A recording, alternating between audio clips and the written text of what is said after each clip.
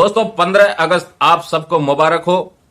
देश आज आजाद हुआ था और इस आजादी के पर्व पर इस चैनल की तरफ से सभी देखने वाले लोगों को, उनके परिवार के जनों को और देश की तमाम जनता को बहुत बहुत बधाई। प्रधानमंत्री मोदी जी ने लाल किले से बहुत बड़ी घोषणा की है और क्या घोषणा की है उसके बारे में मैं आपको बताऊं।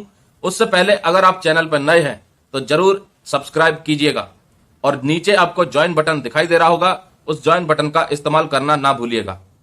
दोस्तों प्रधानमंत्री मोदी जी ने 2014 से लेकर के अब तक जितने भी उनकी सरकार ने कार्य किए, उन सभी कार्यों की व्याख्यान करने के लिए उन्होंने कोई कसर नहीं छोड़ी। साथ ही देश की जनता को यह बताने का प्रयास किया कि देश दुनिया की 5वीं सबसे बड़ी इकोनॉमी बन गया है और इतना ही नहीं, देश और भी ज्यादा प्रगति करेगा, ऐसा उनका विश्वास है और करना भी चाहिए। उन्होंने सैनिकों के बारे में कहा, वन रैंक वन पेंशन के लिए 70,000 करोड़ रुपए अलॉट किए गए भारत सरकार के द्वारा। तो वो 70,000 करोड़ रुपए में से कितना परसेंटेज कर्मचारी वर्ग यानी निचले क्रम के सैनिकों के लिए, भूतपूर्व सैनिकों के लिए, और कितना परसेंट अधिकारी वर्ग ले गए, ये चर्चा का विषय होना चाहिए। क्योंकि मांग जो थी वन रैंक वन पेंशन की, वो कर्मचारी वर्ग के लिए थी और उसमें भी उस तबके के लिए थी जो कम सर्विस में रिटायर हो गए। उनको क्या बेनिफिट मिला, कितना बेनिफिट मिला, यह है बहुत बड़ा सवाल। इतनी विसंगतियां क्यों हैं? सरकार के द्वारा 70,000 करोड़ रुपए अलॉट कर देना और उसके बावजूद भी 7-8 महीने से भूतपूर्व सैनिक कभी जंतर मंतर पर, कभी रामलीला मैदान पर, कभी देश के कोने कोने से धरने दे रहे हैं, प्रदर्शन कर रहे हैं, मांग उठा रहे हैं कि इनमें बहुत सी विसंगतियां हुई है वन रैंक वन पेंशन 2 में, उस विसंगति को दूर किया जाए।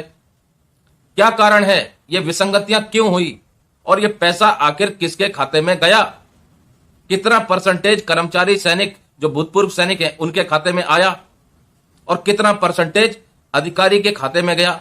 ये चर्चा का विषय जरूर होना चाहिए। क्योंकि कहीं ना कहीं अगर आप देखें तो सरकार पैसा अलॉट कर देती है, उसका एक बहुत बड़ा हिस्सा, उस पैसे का बहुत बड़ा हिस्सा बहुत कम वर्ग वाले, बहुत कम संख्या वाले वर्ग को चला जाता है। देश 5वीं सबसे बड़ी इकोनॉमी बन गया है, ऐसा प्रधानमंत्री मोदी जी बता रहे हैं।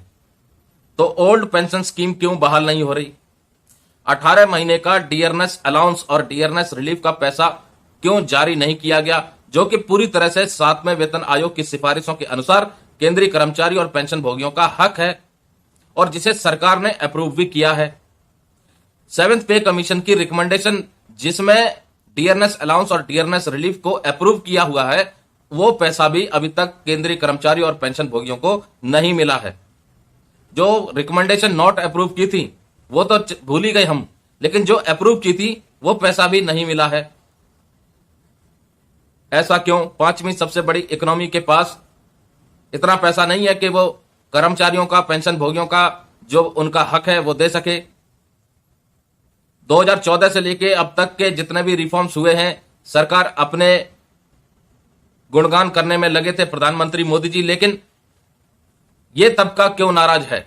इस तबके का भला क्यों नहीं हो रहा और इस तबके का पैसा अभी तक सरकार की तरफ से क्यों नहीं निकला? क्या वाकई में देश 5वीं सबसे बड़ी इकोनॉमी बन रहा है?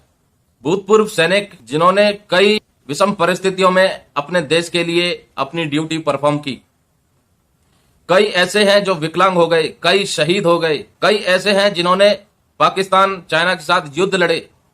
वही भूतपूर्व सैनिक, उनके परिवारजन, उनकी फैमिली आज ये मांग कर रही हैं कि वन रैंक वन पेंशन 2 की जो विसंगतियां हैं उनको दूर किया जाए।